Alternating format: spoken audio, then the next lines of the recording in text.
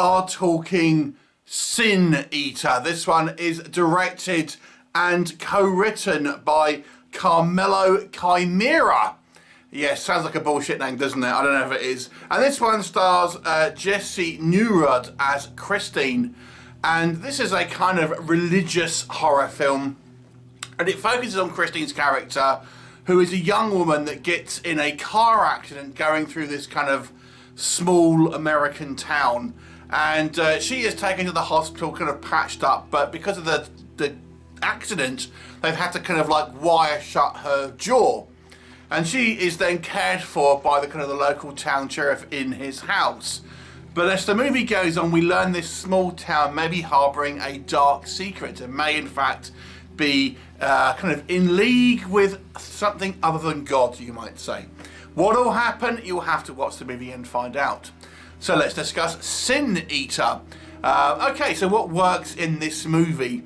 Two things stood out to me in this movie. Number one, we have some fairly good practical effects here. Now, these effects are not used a lot. It's actually a relatively character-driven movie with very little in regards to kind of like, you know, VFX on screen and things like this. But there are a couple of sequences that do use like prosthetics and things like this, kind of practical makeup. And I have to say I was impressed with the very good standard, I think, of realistic-looking kind of prosthetics down to Christine's kind of like contraption that she's kind of wearing to kind of like wire her mouth shut, to sort of demonic imagery and kind of sort of gore effects. Like I've said, there's not many, it doesn't happen very much apart from obviously Christine's mouth apparatus, but when we do sort of see stuff, I think it's done to a pretty good standard, I've got to say. And on top of that, it's certainly photographed well. A sequence where we see this kind of demonic image, for example, looking at Christine, is extremely well photographed. The second thing I have to say, the actress that plays Christine, I think does a great job. Now, it's a little bit like, you know, Carl Urban when he kind of played Judge Dredd, having to kind of like do acting with a kind of a something major kind of blocking part of your face. So here, Christine is the whole movie is saddled with kind of this contraption that means she can't actually open her jaw. So she's having to kind of deliver dialogue really without kind of moving her jaw. So it's kind of pretty impressive she's actually able to give a performance with that. And for the most part, I would say 70% of the time her dialogue is still kind of legible. However, the whole point of this thing is that she can't talk properly, and there are times where you can't really understand what she's saying, which is, I guess, you know, that would happen, but ultimately you do kind of miss a little bit of dialogue in this movie. So I do think those two factors here make this, they were the standouts for me. Other than that, I would say the idea of this kind of small town USA harbouring this dark secret, I mean, that's not anything new. We've seen that kind of thing many times before, but it's still kind of an interesting kind of concept, perhaps, this kind of, you know, secular kind of community that are, you know, all somewhat of against outsiders and stuff, and really do things to the beat of their own drum, you might say, for reasons that they feel are, you know, beneficial to them. It's an interesting concept. Or one of the other things I suppose I did like is there is even within our kind of townsfolk, there is people here that are antagonistic to each other. Everyone is not always on the same page about everything. So I actually kind of quite like that. Sometimes when you see these kind of like cult movies, everyone who's in the cult just has kind of one personality and they're all just like, you know, singular-minded. But this one, at least, I think we still get some different kind of personalities. Even though they're all involved in this kind of cult, they still have interpersonal kind of conflicts and ambitions against each other, which I think gave it a little bit more of an interesting kind of angle, because it's like, you know, out of these, maybe there's a couple of different kind of like alpha males trying to kind of vie for a particular position. And it's like, is one of them a better option than the other? Obviously, I won't go into any kind of details here, but it's an interesting dynamic to the movie. And, you know, I think things like on a technical level, it's shot well, sound design's good, all that sort of stuff. So proficiently made on a technical level. However, This movie has one huge stumbling block, if you want my opinion on this, which I'm going to give you, even if you don't want it.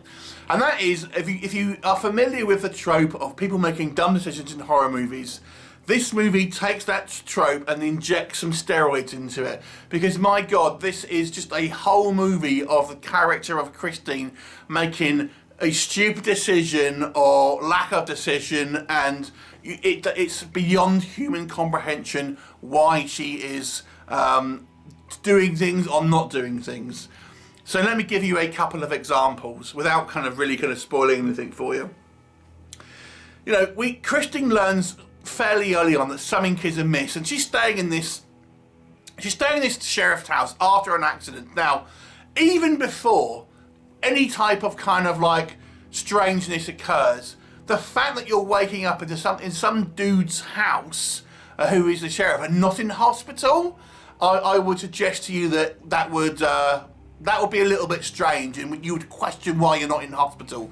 Not in this movie. It's fine. She's just at this guy's house who she doesn't know, and then she stays there for no apparent reason, and while she is there, she sees strange things after strange things, some disturbing things, some things that are clearly not right, but she just stays there. She's not trapped there. She's not being held there against her will.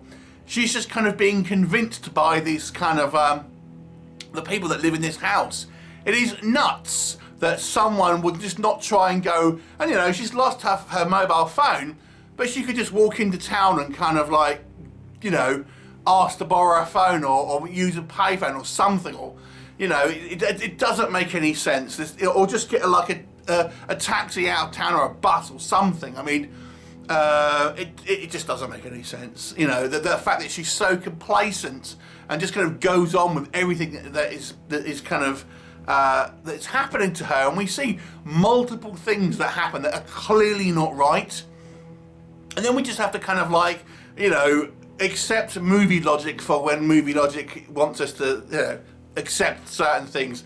There's a scene where we have our two rival alpha males that are in this community, arguing outside this particular house, and Christine is listening into the conversation by the window, and she's hearing what they say, and then the next scene is her brother, who is searching for her, turns up and argues with one of these people, but she doesn't hear that. But they're probably shouting at a higher volume, but she doesn't hear that thing because the plot doesn't want us to. It's oh my God, it's just so dumb.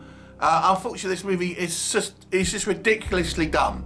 Okay, now let's talk about the fact that Christine's character has got her mouth wired shut. Does it play part of the story? Not really. There's one VFX shot at the end, but it's not actually relevant to the plot. Why do it? It doesn't really make any sense. And why handicap your actress having this apparatus on her face where she's not able to deliver dialogue 100% when it doesn't inform the story? I understand she's injured, but I thought that this is going to clearly come part into it or something. You know, she's going to not be able to speak, and it's going to be important to the plot. No, it doesn't. It has no relevance. It's what? What's the point? What's the point of having that in the story? There's one VFX shot, like I've said, which it doesn't really have any relevance to the plot. It looks cool, but it doesn't really have any relevance. And I have to say as well, there are a little bit of wobbly acting in the movie as well. Overall, this movie, I just think it's poor script in regards to some basic elements of logic means this movie is a below average film. It has some interesting elements within it. I do think the character of Christine is interesting, and we get an interesting little bit of a backstory with her. It's a little bit of an anti-religion message, this movie, I will say. And we get some flashbacks with Bill Moseley. But yeah, just unfortunately this human element that you would just you want to reach out to and attach to as a character is taken away because the character just does not act like a kind of a human being. And I get in sometimes movies characters kind of act in a dumb way because it needs to move the plot in a particular direction. But there's a limit. There's a limit to how many times I think you can kind of have that suspension of disbelief. So I'm going to give this one a 4 out of 10. I don't think it's a terrible movie, but it's kind of just lapses in logic mean it's going to be a below average one. Have you seen it? What did you think of it? Leave me a comment and I'll look forward to seeing you next time. Bye for now.